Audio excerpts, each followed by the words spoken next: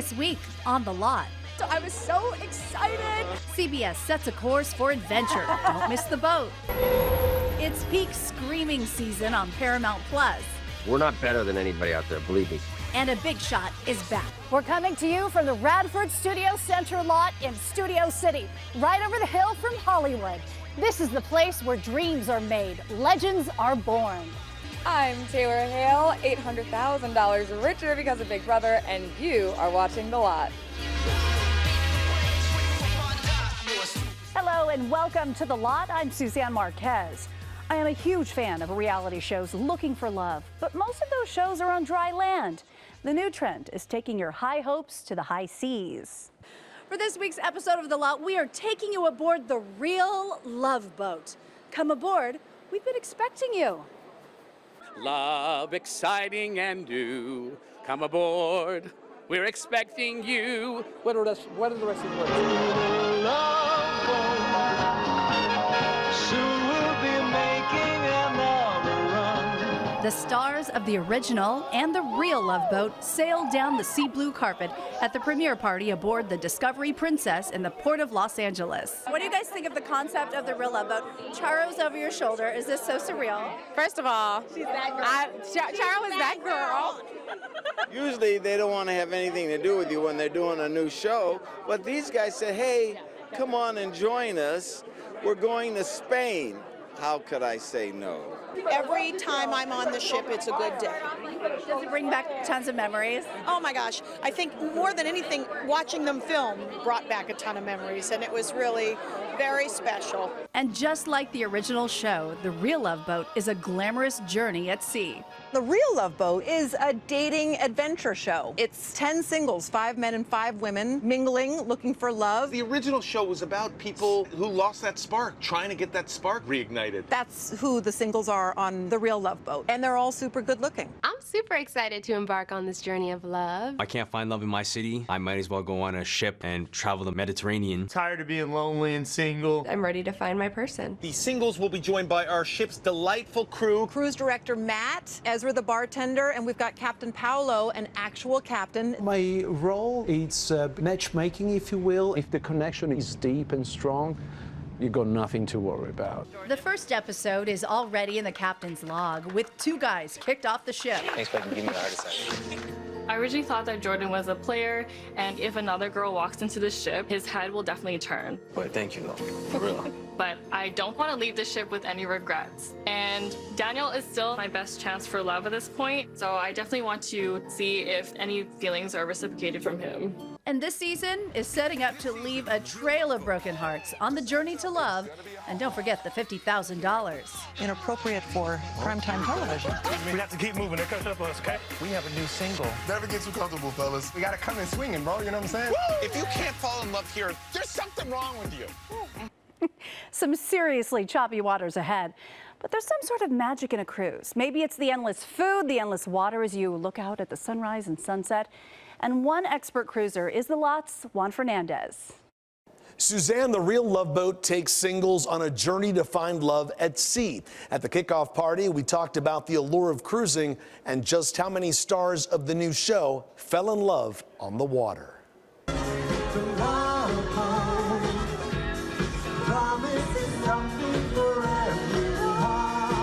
A little dancing inside a swanky lounge called Take 5.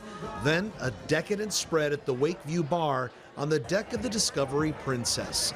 There's a reason people love going on cruises. You're relaxed. You're away from all the trauma of living in the real world. You've carefree, all access to everything that's happening. I mean, a cruise sounds really awesome. Like everything you want in one place.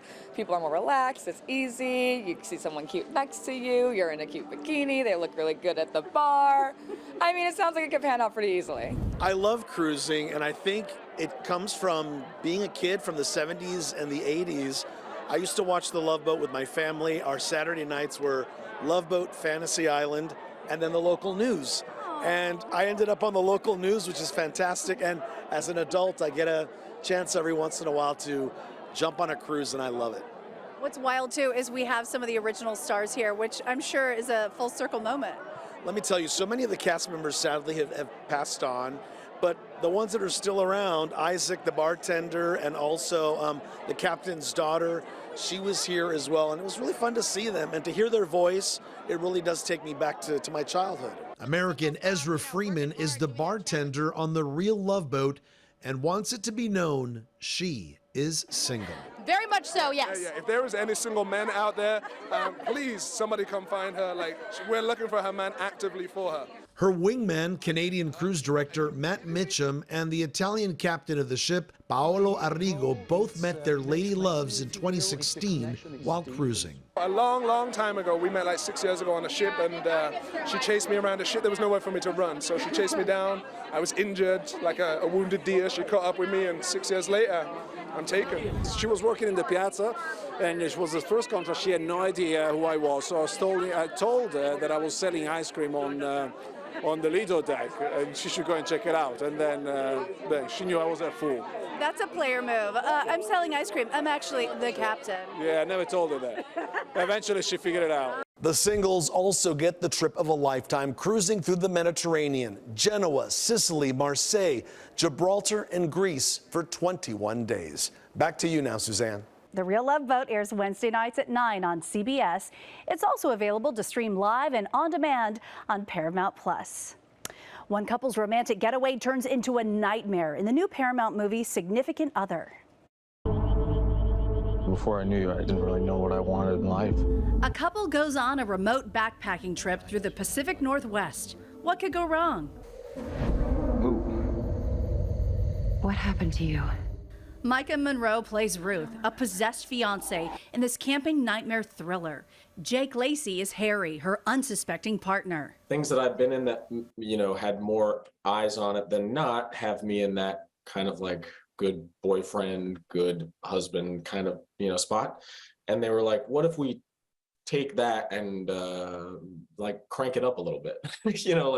What if the want to create a home and support people is turned up to a dangerous place. So I've never camped outside ever in my life. I have one of those fears. Yeah, you gotta do it. You gotta. No, absolutely not now. You guys ruined me. Yeah. I mean, I was kind of on the fence before. Now, absolutely not.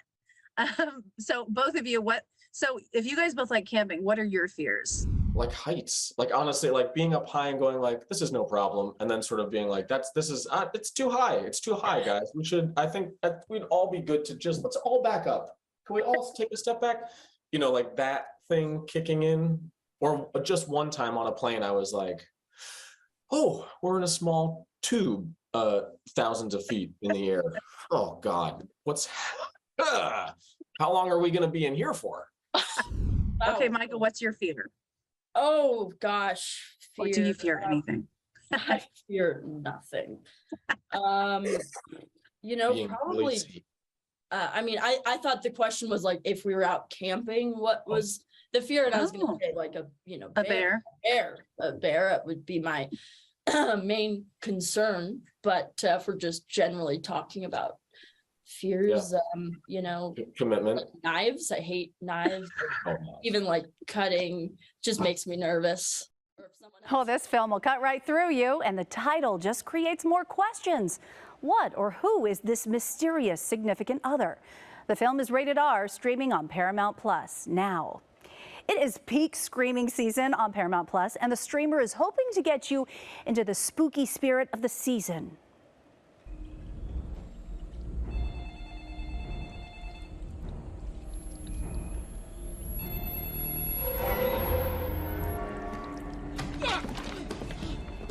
You know this one, supernatural horror film The Ring, just one of the frightening flicks streaming on Paramount Plus's 31 Days of Halloween. This year's screaming selection doubles programming from last year, featuring new originals, beloved horror classics, and Halloween episodes from popular TV shows. No tricks, just 31 days of treats that'll leave you scared stiff. For a complete list of what to watch and when, get the spine-tingling schedule on cbsla.com/the lot. Do not turn down the lights if you watch The Visitor on Paramount Plus. A couple moves back to a small town and finds something scary in the attic. This is Robert, my husband. It is so nice to meet you, Robert. No biggie, just a painting that looks exactly like you in your wife's childhood home. And the man in the painting is only known as the Visitor, starring Finn Jones of Game of Thrones fame. He goes down a rabbit hole to discover the identity of this mysterious doppelganger, only to realize every family has its own terrifying secrets. Finn says the pandemic inspired how he portrayed his character. But I know, personally speaking, when we were shooting the movie, it was during COVID. And I remember there was a lot of isolation, there was a lot of paranoia, there was a lot of kind of questioning and trying to understand the nature of like what this thing was that we were going through. And so I remember using a lot of that energy that was around and harnessing that energy to kind of bring it into Robert's own kind of predicament. The Visitor is streaming now on Paramount+. Let's go back to the satanic panic of the 1980s, the inspiration for a comedy horror flick about best friends, boys, and an exorcism.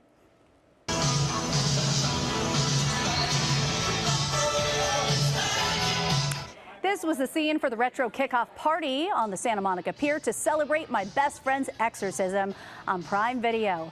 Best friends Abby and Gretchen are navigating a paranormal force clinging to Gretchen. So they hit up a mall exorcist to send the demon back to the pits of hell if it doesn't kill Gretchen first.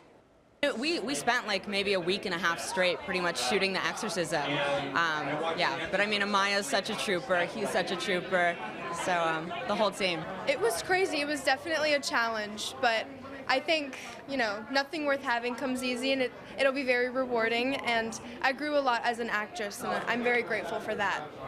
Yeah, funny and scary. My Best Friend's Exorcism is on Prime Video now, rated R. Season 2 for a temperamental big shot on Disney+. Still on the top of my game. Oh, you're teeing me up, huh? There's your story. I would give you a reason to be proud of me, that's all. John Stamos introduces The Lot to his new co-star, and she is a familiar face to millions on TikTok. Today, let's sing about the one who shows up for you to cheer. And a movie with meaning makes its premiere at the home of MGM Studios. The healing power of art, ahead on The Lot.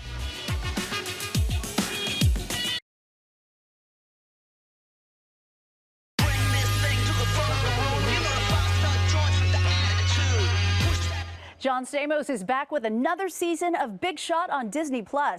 On the show, he's a stoic basketball coach trying to handle teenage girls. But when they're not filming, he is nothing like his character, making TikToks with his co-stars. Regina George. How do I even begin to explain Regina George? One time she met John Stamos on a plane and he told her she was pretty. A TikTok toast to the newest character on Big Shot, Sarah Echeagaray, a former Miss Teen USA who plays Ava on the show, is also a TikTok star. Well, you think you'll be just fine without me, but you're mine! And now nearly the whole cast is on TikTok. My co-star Lori Loughlin came over and she's like, "Hey, let's do a TikTok. Can we do a TikTok?"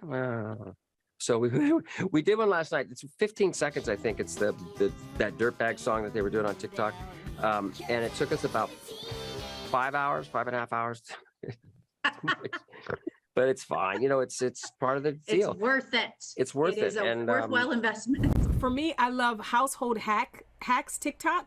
Like the gadgets, and then how they're all the DIY stuff, because I'm remodeling a house right now, so it's like, oh, I could put a pantry behind a door. So I love stuff like that, a hidden door.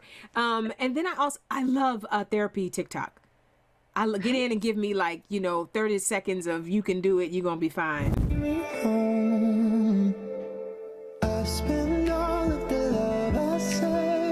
When Sarah isn't posting for her 7.5 million followers, what's she watching? I mean, stuff that I like to follow. I don't even know. Probably comedy. I love a good comedy, like TikTok, very random stuff on there. Yeah. Season 2 of Big Shot debuts Wednesday, October 12th. Margot Robbie, Christian Bale, and John David Washington lead an all-star cast in Amsterdam. Entertainment Tonight's Nichelle Turner has an inside look at a film based on one of the most outrageous plots in American history. Hi, Suzanne. Amsterdam is a quirky buddy comedy / murder mystery full of crazy characters, and that's what attracted Margot to the role.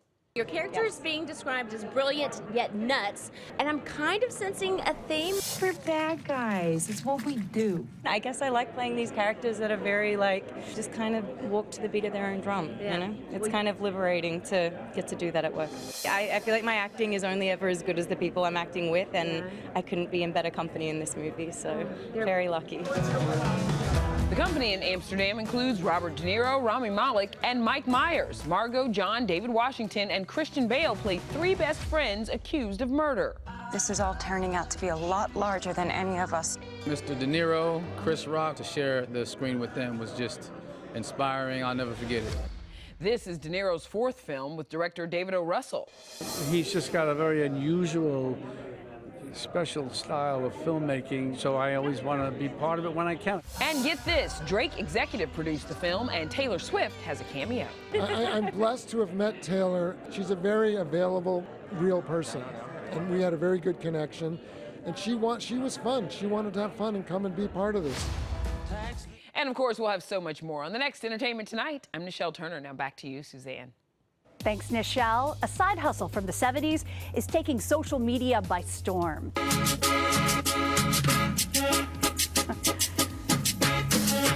It's awesome sauce for millions of Americans. Tapatio's recipe for success, next.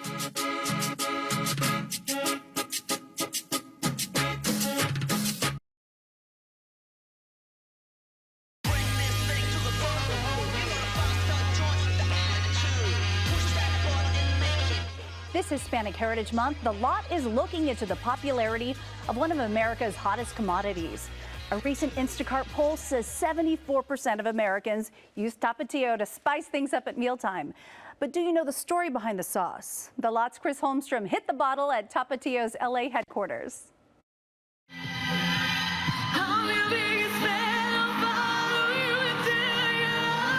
He's known as the Tapatio Man. A Mexican horseman with the signature look we've all come to recognize. But it's what this man is selling that has united people from all backgrounds. I can't eat soup with Tapatio. Oh no.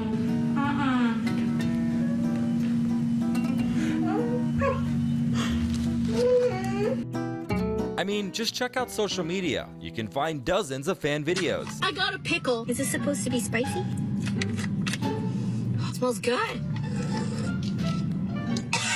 Tapatio hot sauce is an LA staple and has become an essential pantry item across the U.S.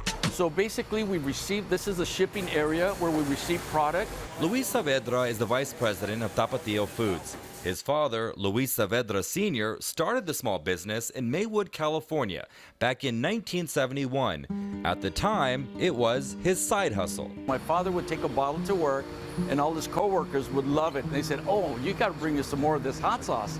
So when the plant closed down, they decided to open up the business, and he would go store to store and try to sell the hot sauce, which is really an uphill battle because nobody wanted another hot sauce on the shelf. Tapatio became a local favorite. By 1985, the family business moved into a bigger warehouse in Vernon, California. Once we started going across state lines, I received a letter from this nice woman in Nebraska that said, "Why does the man have a tire on his head?" So she wasn't familiar with the Hispanic culture. So then we had to advertise more in nationwide magazines, doing shows in different parts of the country so people can become more familiarized with the product. In a matter of years, the company blew up, and by 1996 became a nationwide leader in the hot sauce industry. The company saw record sales. In 1997, the Tapatio label we've all come to know was released. But the company didn't just limit themselves to hot sauce. They now partner with several nationwide companies. So now they're adding Tapatio to certain items, like for instance, the ramen, the Doritos chips, popcorn, everything, you know. Now we have an ice cream that came out with a Tapatio flavor. Yes, even ice cream. And get this, all the Tapatio you see in grocery stores or restaurants are processed in this processing center. And it starts out with a bottle like this.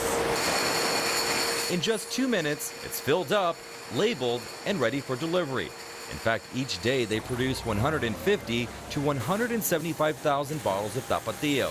But back to the Tapatio man, What's his story? It's just an artist rendition of a person representing Jalisco, Mexico, the central part of Mexico. Mexico's second largest city, and if you're from that area, you're called a Tapatio, which is where the founder Luis Saavedra Sr. immigrated from. Now, 51 years later, the company he founded has become a worldwide success, and at 93 years old, he still comes to work every day.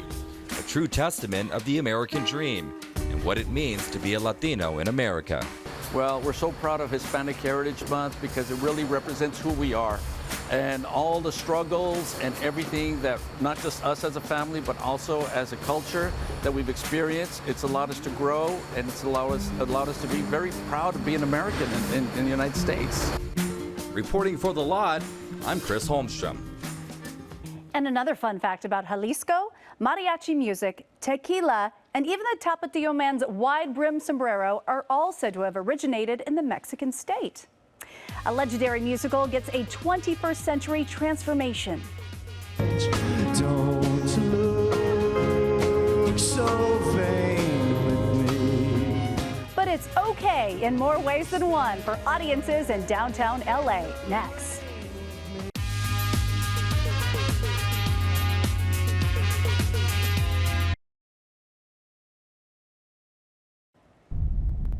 Anaz, this is Dancer.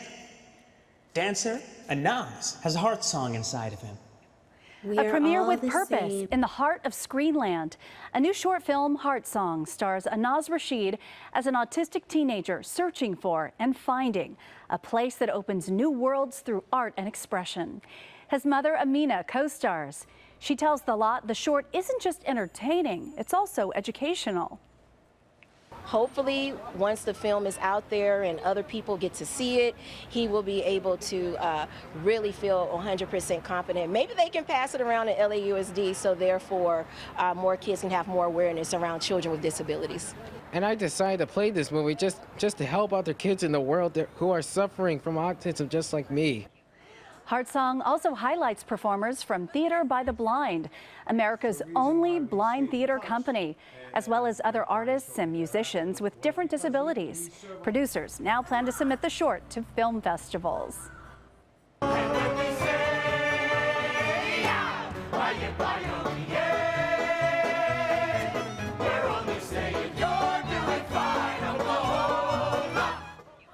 Oklahoma, okay, in downtown LA, beloved Broadway musical Oklahoma is now entertaining audiences in the City of Angels. The story is the same, drama over who will take Lori to a party.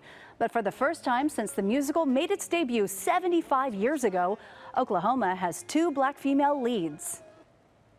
I like to think of the show and Lori's journey through the show as a day when she's decided to go after what she wants. And she's decided to explore these desires that she's had, but has been maybe too fearful. You know, we haven't talked about this enough, but like this is the first time we're seeing 2 black women like lead a Rodgers and Hammerstein piece. And like that's never been done before. We've always seen, you know, maybe a black girl as Cinderella, you know, or so on and so forth. And so for now, for the country to be able to see us, you know, work in tandem in this way is a really beautiful thing.